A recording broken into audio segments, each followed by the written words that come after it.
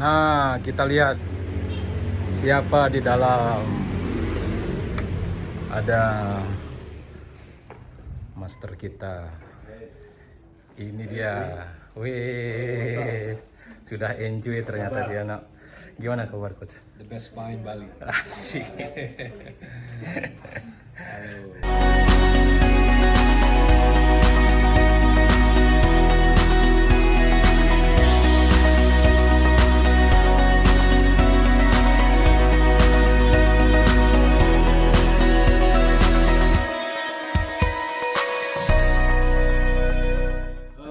Oke, selamat siang. Salam dahsyat luar biasa. Kembali lagi bersama saya, Aji Zian Saputra. Dalam topik kali ini kita kedatangan seorang coach yang sangat luar biasa, yang bahkan sudah berhasil menyukseskan banyak para pengusaha di luar sana dari berbagai bidang kategori pengusaha, ya.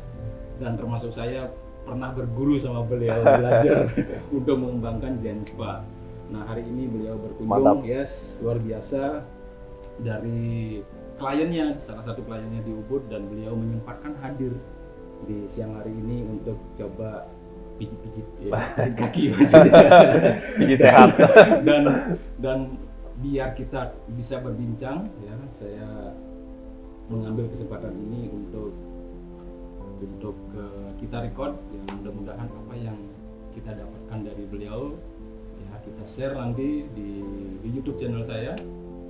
Dan termasuk di YouTube channel beliau juga yang followernya besar banget di situ, mungkin ada 1-2 hal yang bisa kita pelajari. So, ayo, coach, ada satu pertanyaan, karena kita tahu kan selama 2 tahun ini para pengusaha terutama itu banyak yang galau. Nah, kira-kira melawan kegalauan ini perlu mental yang kuat. Ya. Perlu mental pemenang, coach. Bagaimana caranya membangun diri kita ini sebagai pengusaha untuk tetap memiliki mental seorang pemenang, keluar dari kegalauan ini. Nah, itu dia. Gimana, coach? Ya, jadi mantap, luar biasa atas undangannya di Giant. Saya lihat ini Giant Spa ini salah satu yang terbaik. Asik. Ya, spa yang terbaik, pijitannya juga mantap. Asik, Ya, kan? biasa. Jadi saya rekomen banget bagi teman-teman yang menonton. Wah, belum apa-apa, udah jualan, coach. Iya, harus bawa saudara, teman. Tapi jangan yang mesra-mesra di bawah.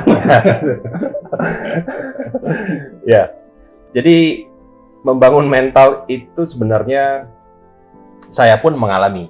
Mungkin saya cerita sedikit bagi teman-teman yang pertama kali mungkin kenal sama saya gitu ya. Jadi saya telah membantu atas anugerah Tuhan para pemilik bisnis selama 17 tahun. Ya. Dan jadi saya mendampingi mereka, setiap hari saya meng-coaching mereka gitu ya. Dan secara nggak sadar saya yang justru banyak belajar dari mereka gitu. Jadi karena mereka ini perusahaan-perusahaannya udah minimal 20 tahun, 25 tahun gitu. Punya pabrik, seorang importir, ada yang juga seorang konglomerat gitu ya. Nah, jadi saya justru bersyukur ya karena bisa belajar pola-pola sukses mereka dan pola-pola gagal juga. Jadi ternyata mereka juga banyak melalui suka dan duka. Ada yang awalnya 3 tahun tidur di pabrik, ya ada yang pemilik bakery juga pernah juga 5 tahun juga istilahnya nggak holiday gitu kan, nggak kemana-mana. Bahkan saya kenal di Bali sendiri itu ada pemilik bakery yang mungkin omsetnya sudah miliaran, tapi mobilnya sederhana, masih manual gitu. Bayangin nggak? Bukan otomatis gitu. Jadi fokus banget dan mobilnya yang istilahnya mobil logistiknya itulah mobil dia. Jadi mungkin kalau lihat orang ini di pantai mungkin kita nggak nyangka dia pemilik bisnis. Jadi yang saya pelajari dari mereka ini atau dari diri saya sendiri juga dulu pernah terhempas hampir 3 kali bangkrut gitu ya. Oh. Jadi 97 pernah juga terhempas, ya, pernah utang juga di Singapura $1 juta karena dulu ibu saya sempat berobat dan akhirnya kita banyak utang gitu ya. Banyak utang, akhirnya itu merembet ya tahun 98, dan saya dulu lama di Australia, sempat juga hampir nggak bisa nyambung sekolah. Nah dari sana saya sebenarnya belajar mental itu sebenarnya dari musim-musim sulit itu. Ya harus door to door selling, ya, dan pilihannya waktu itu either berjuang sendiri atau pulang tanpa gelar. Nah jadi zaman dulu belum ada internet, ya belum ada. Berjuang sendiri atau pulang tanpa gelar. Ya, kan?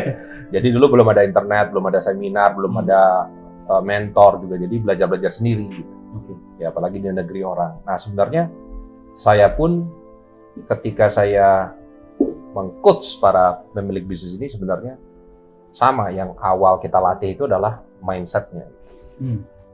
Nah yang menarik, mindset kita ini ada 2. Ada yang sudah terbentuk karena dia banyak mengalami musim sulit, ya. Nah ada yang somehow gitu ya, karena ekonomi bagus, bisnisnya besar, tapi mindsetnya belum terbentuk. Gitu. Nah saya kebetulan punya banyak kawan pengusaha juga di Bali gitu. Jadi saya nggak ngomong hanya di Bali, tapi ini kebetulan karena kita syutingnya di Ubud gini ya, suasananya juga syahdu banget gitu kan, ya kan. Nah gitu kan. Jadi saya teringat memang kalau kita lihat 2 tahun ini bahkan sampai hari ini banyak yang masih galau juga. Gitu.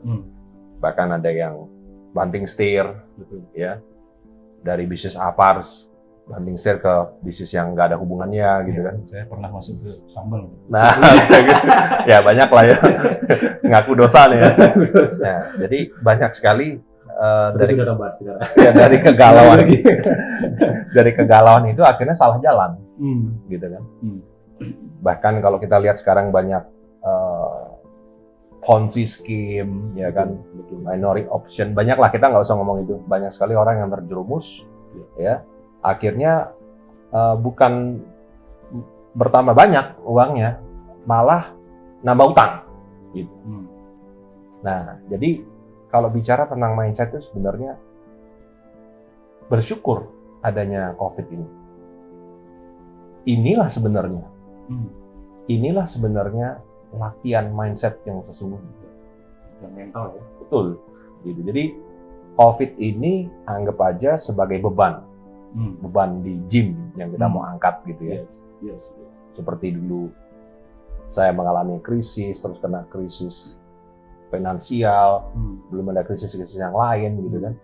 Kalau kita di Bali juga udah banyak krisis gitu kan, banyak bom Bali, bla bla bla. Nah sebenarnya COVID ini is just, menurut saya, cara Tuhan mendidik kita.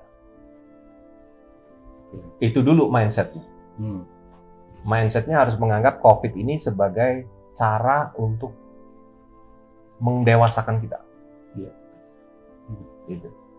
Itu dulu. Jadi kalau dalam bahasa psikologi itu kita harus masuk ke level acceptance. Menerima. Tapi yang saya lihat, bukan yang nonton tentunya, yang nonton pasti positif semua gitu kan. Yang di luar sana banyak blaming. Jadi mindsetnya blaming.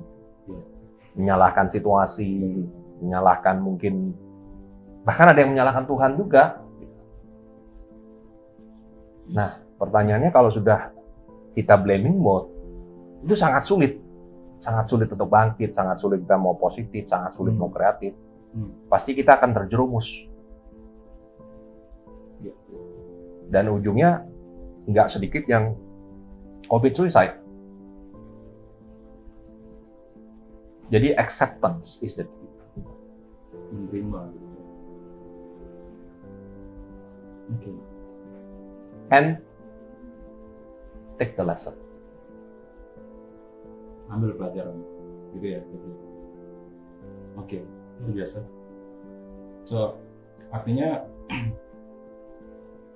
dalam kondisi sesulit apapun, terutama dalam kondisi sekarang pandemi ini, apalagi di hari ini ya, banyak teman-teman yang berjatuhan lagi ya, karena gelombang ketiga ya Coach ya. Ya. Bahkan teman-teman kita yang berada di Denpasar ya, itu ya ada beberapa perusahaan yang hampir 90% timnya terpapar Omicron. Nah, dan kerennya di sini adalah para pemenang itu justru orang-orang yang lewat dari sebuah beban, ya. Lewat dari sebuah rasa sakit dan air mata. Nah, tapi tidak sampai di situ saja, Mas, yang saya ini. Karena beberapa orang juga sudah bekerja keras, sudah melakukan berbagai banyak hal, mentalnya kuat. Tapi tidak jarang dari mereka tetap gitu loh, merasa bahwa usaha untuk bertahan dan usaha untuk maju itu masih ada kendala sesuatu. Kira-kira hal apa yang harus ditingkatkan, dilakukan, atau strategi baru menurut Coach Ben? Ada nggak cara lain gitu selain hanya secara mental untuk kita sudah memiliki mental pemenang? So, what next? What next gitu loh. Sebenarnya ini situasi terus luar biasa ini. Gitu Coach. Ya, sebenarnya ada sih, karena saya juga melihat di tengah-tengah krisis ada yang malah booming juga. Betul. Yes. Ya. Misalnya contohnya apa? Secara praktikal gitu ya. Saya lihat beberapa teman-teman yang di Bali khususnya yang justru mengalami booming itu karena dia berpikir outside the box. Contoh, ada bisnis-bisnis baru yang bermunculan selama 2 tahun ini, yaitu Just Tip, jasa titip. Ya. Nah, kebetulan kawan saya itu punya perusahaan cold storage, gitu ya. Jadi waktu dalam 2 tahun ini dia melihat banyak orang lockdown, terus banyak orang Jakarta itu waktu lockdown dulu kan pengen sebenarnya ke Bali, tapi kan nggak bisa. Ini zaman-zaman 2020-an. Mana ya? Pada nganggur semua. Terus lagi ngobrol-ngobrol, ada yang pengen babi guling gitu cerita. Nah akhirnya muncullah satu jasa ini, Just Tip. Ya, Just Tip. Akhirnya dia beli babi guling pakai cold storage ini dengan jumlah yang besar.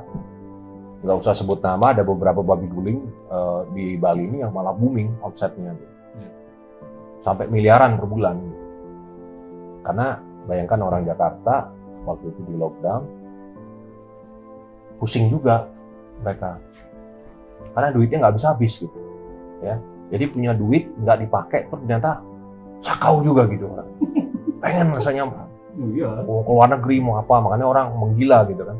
Waktu kita lihat banyak sekali beberapa bisnis yang malah booming seperti ya jualan sepeda gitu kan. Terus minyak oles gitu, itu juga booming gitu. Ya. Nah bagi yang nonton pasti yang suka ngoles-ngoles juga tahu lah maksud saya gitu. Nah jadi outside the box. Apa yang terjadi? Bayangkan, saya yakin juga waktu itu beberapa kuliner di Bali juga banyak yang tutup, ya, karena 2020 waktu awal itu mencekam gitu kan. Nah, terus akhirnya gayung bersambut. Akhirnya kawan saya ini sebenarnya dia pinter, dia itu sebenarnya jadi kayak dia marketing, ya. Maklar everything. Jadi dia yang memberikan ide. Jadi saya punya teman ini punya teman yang punya cold storage, dan punya teman lagi koneksi di Bali gitu. Jadi memang beberapa koneksi gitu ya. Tapi akhirnya bisnis yang beberapa babi guling ini akhirnya kan cipratan omset. Nah, tapi pertanyaannya berapa banyak juga mungkin restoran babi guling yang tutup. Dapat ada beberapa nama ini yang malah booming. Nah, key lesson-nya adalah babi guling yang booming ini ternyata sebelum pandemi mereka sudah melakukan persiapan. Mereka sudah dikenal, mereka sudah di sosmed. Mereka bukan hanya sekedar jualan babi guling, tapi mereka juga aktif. Jadi mereka mindset-nya itu, nah ini mungkin mindset lagi ya. Yeah. When I say mindset itu bukan hanya sekedar mental pemenang sih. When I say mindset itu adalah entrepreneurial mindset. Nah, jadi gini, ada pengusaha yang mindset-nya karyawan. Tapi ada juga karyawan yang mindset-nya tadi, entrepreneurial tadi. Jadi entrepreneurial ini nggak mesti kamu jadi pengusaha untuk punya. Atau kamu pengusaha belum tentu kamu punya juga. Ini yang membuat kenapa banyak para pengusaha yang bergelimpangan, terkapar, jadi karyawan lagi. Banyak yang jadi karyawan, banyak yang dari karyawan jadi pengusaha. Yes.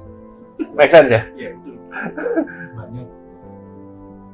Jadi saya melihat banyak yang nasibnya tertukar. Kemarin saya ketemu dengan salah satu pengusaha di Bali juga. 16 tahun yang lalu ketika dia memulai sebuah usaha, itu dia jadi door-to-door salesman di perusahaan-perusahaan yang lebih ahead lah, market leader. Fast forward 16 tahun, itu bangkrut. Dia sekarang di puncak gunung.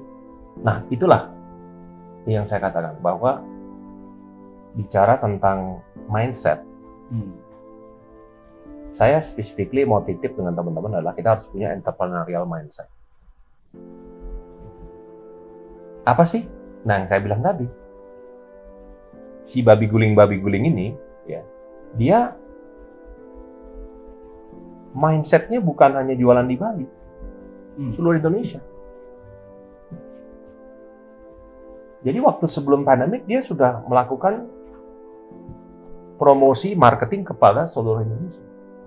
Makanya waktu terjadi kemarin lockdown segala macam, orang yang ingat, oh sih. Dan saya kebetulan, ya saya karena seorang analis, saya menyelidiki ada, nggak tahu buat teman-teman yang di Bali tahu nggak, ada ratusan babi guling di Bali. Bahkan 2 tahun ini lebih dari 50-60 new babi guling yang bermunculan. Tapi pertanyaan saya, yang terkenal berapa? Yang orang di luar Bali yang tahu berapa banyak? Di luar Bali ya. Nah, jadi pengusaha-pengusaha yang galau ini, entah mau yang di Bali atau mau yang di luar Bali, kita harus punya entrepreneurial mindset. Artinya apa? Kita harus selalu ada krisis atau nggak ada krisis, melakukan what matters most. Gimana caranya, coach? Ya belajar tadi. Karena banyak pengusaha yang nggak ngerti ilmu-ilmu praktikal yang tadi saya katakan. Mereka hanya berdagang saja. Mereka hanya buka toko. Sama pedagang online aja juga yang dia berpikir kalau aku punya barang di marketplace terus tiba-tiba laku gitu.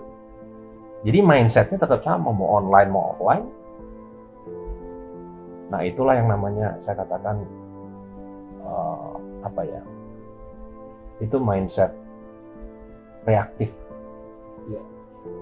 Yang saya tawarkan itu biasanya di dalam coaching saya itu proaktif mindset. Jadi entrepreneurial itu kalau mau dibedah ada ratusan. Nggak segampang itu sih. Nah, ini yang saya syukuri bahwa ternyata setiap krisis itu membuat kita memiliki new mindset. Paham ya maksudnya? Yes. Kayak saya dulu tahun 97-98 muncul mindset baru, yaitu apa? Persistent. Yang dulunya easily give up, persistemnya sekarang terbentuk. Jadi gini, kalau kalian nggak bisa lewatin ini, ya nanti nggak akan terbentuk nih mindsetnya. Nggak akan terbentuk. Ya udah jadi karyawan lagi.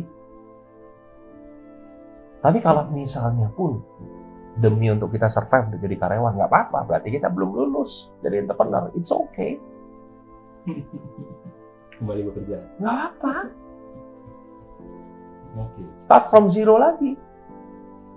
Yes. Itu sih. So, artinya bukan hanya membentuk pertanyaan pertama, jawabannya adalah untuk menjadi manajer pemenang, ya, itu perlu penerima. Untuk menjadi seorang pengusaha yang hebat harus ya, memiliki entrepreneurship mindset. Nah, jadi pertanyaan yang pertama menuju yang kedua itu juga mindset lagi gitu kan, dan telah dikupas oleh Coach Glenn sendiri bahwa bukan sekedar memiliki mental pemenang, karena tidak jarang dalam kondisi seperti sekarang people change, ya. Pengusaha bisa jadi seorang karyawan juga bisa jadi seorang pengusaha. Yes. Dan di sini diuji siapa yang bertahan gitu. Nah, Ke-entrepreneurshipan Anda itu sebenarnya diuji yes. ketika ada musim sulit.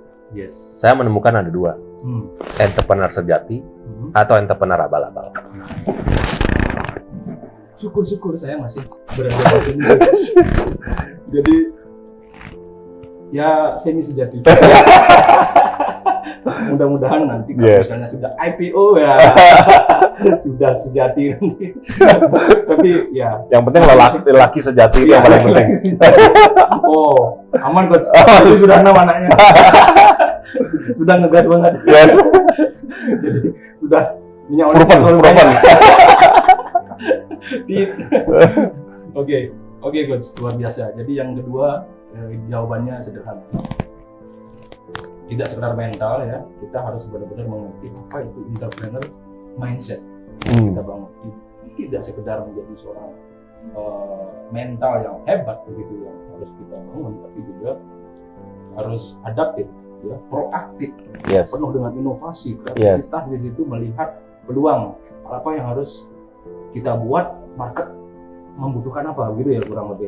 Nah, di saat kita sudah punya produk ini Coach, saya ngintip nih sedikit dari